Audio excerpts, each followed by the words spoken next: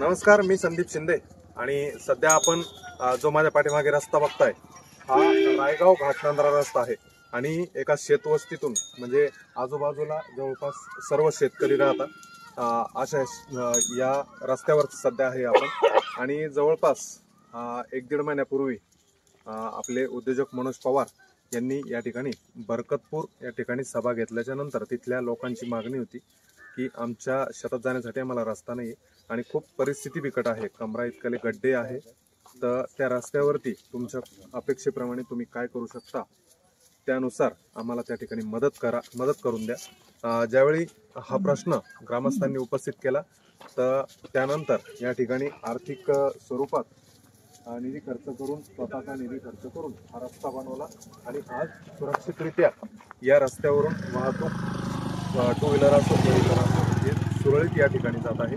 तर या ठिकाणी आपल्या सोबत या परिसरातील शेतकरी आहेत, आपण थोडक्यात त्यांच्याकडनं मनोज पवार यांनी जे हे कार्य केलं त्या कार्याबद्दल थोडक्यात जाणून घेऊया। काका नाव सांगा। माझं नाव ज्ञानेश्वर पाटील। बरं, शेत आहे तुमचं इकडं? हो, घाटनांदरा शहरामध्ये। बरं, काय सांगाल बरं, ही परिस्थिती जी रस्त्याची होती ही अगोदरपासून होती अशीच? हो, 10-15 वर्षापासून परिस्थिती अशी बिकट परिस्थिती। बारेजमध्ये आता तर खूप चांगलं दिसतो, बारेजमध्ये गारा राहतो आणि इथून हेच गाव समजलं पण घाटनांदऱ्याला सुद्धा जाण्या येण्याचा मार्ग आहे। बरेचसे लोक घाटनांदऱ्याचे ये जाय करते, इकडले लोक घाटनांदऱ्याला पण त्याला परेशानी राहते।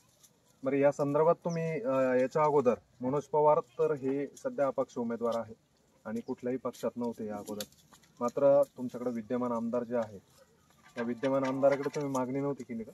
मागणी याची हे विद्यमान याच्या अगोदर बी भरपूर होते, त्याच्याकडे बी केली ती। त्याच्या अगोदर त्याला खडीकरण झालं पण त्याला लय दिवस झाले आता, त्यानंतर हा रायबांजाच्या काळामध्ये म्हणजे रायबान जाधव यांचे चिरंजीव जे 10 वर्ष आता सध्या आमदार होते, त्यानंतर उदयसिंग राजपूत हे आमदार आहेत, ह्या 15 वर्षात तुम्ही त्यांच्याकडनं मागणी करूनही तुम्हाला हा रस्ता नाही मिळाला? नाही। बरं, एकंदरीत मनोज भाऊ यांनी जे या ठिकाणी तुम्हाला सहाय्य केलं तर हे याचा किती परिणाम होईल मतदानावर? मतदानावर इकडले जे शेतकरी इकडे ते 100% त्यांना मतदान करणार, मतदानावर भरपूर परिणाम होणार आहे। कार्य आहे ना, काही नसताना समजा ग्रामपंचायतचे सदस्य सुद्धा नसताना त्याने ते काम केलं आणि अगोदर केलं। आता तर हे यावेळेस कोणी बी समजा पैसे देईल किंवा भरून टाकून देतो मतदानाच्या हिशोबाने, त्याने ते अगोदर केलं, तिकीट भेटतं का उभं राहतो होणार आहे तो या हिशोबाने त्याने ते अगोदर सहाय्य केलं आमच्यासाठी। बाबा, काय सांगाल या रस्त्यावरचे शेतकरी, तुम्ही काय वाटतं तुम्हाला? तुम्ही चिखलात या रस्त्याची वाट बघितली, तुमची मोटरसायकल सुद्धा या रस्त्याने जाणार नाही अशी या रस्त्याची परिस्थिती होती 1.5 महिन्यापूर्वी, आता काय सांगाल तुम्ही? आता तेच रस्ता क्लिअर झाला, शेतकऱ्याचा प्रश्न सुटला, त्यासाठी जे आर्थिक सहाय्य केलं मनोज पवारनं त्यासाठी हे शेतकरी जे 100% मतदान करणार। बरं, या रस्त्यावर राहणारे शेतकरी हे फक्त बरकतपूरचे नाही, किती गाव याला कनेक्ट होतील असे शेतकरी या रस्त्याला आहे?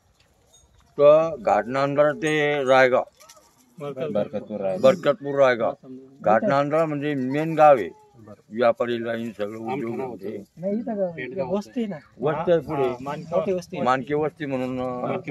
काय म्हणता काका, हे साधारण किती किलोमीटर रस्त्याचं काम झालेलं आहे? 4 किलो येईल का? 2-2.5 जवळपास 2.5 किलोमीटर रस्त्याचं काम झालेलं आहे। रस्ता आता बाहेर झाला ते त्यान देण्यापैकी ते टाकलं। बरं, मग हे निवडणुकीच्या अगोदरचा विषय होता, म्हणजे निवडणुकीला उभं राहायचं म्हणून हा अर्थसहाय्य त्यावेळेस नव्हतं ना, पण मग ते मागून ते आलं ना, मग त्याने म्हणले ना, मग त्याने द्यायला पैसे 2 लाख दिले। बरं, काय सांगाल काका?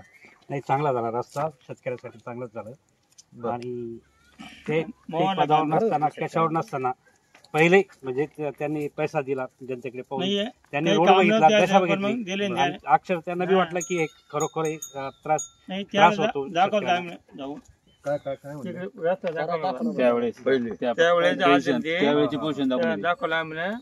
त्यावेळेस दाखवलं ना, तर मग त्याने दिलं ना पैसे आणि केलं ना आणि बरं, एकंदरीत थोडक्यात असं मनोज भाऊ पवार यांनी या ठिकाणी ही रस्त्याचं काम करून शेतकऱ्यांसाठी खूप चांगली गोष्ट या ठिकाणी केली आणि या परिसरातील शेतकरी हे एक मताने मनोज पवार यांना अपक्ष उमेदवार जरी असले मात्र त्यांना पूर्ण बहुमताने ते या ठिकाणी पाठिंबा देतील असं थोडक्यात त्यांनी त्यांच्या मार्फत सांगितलं.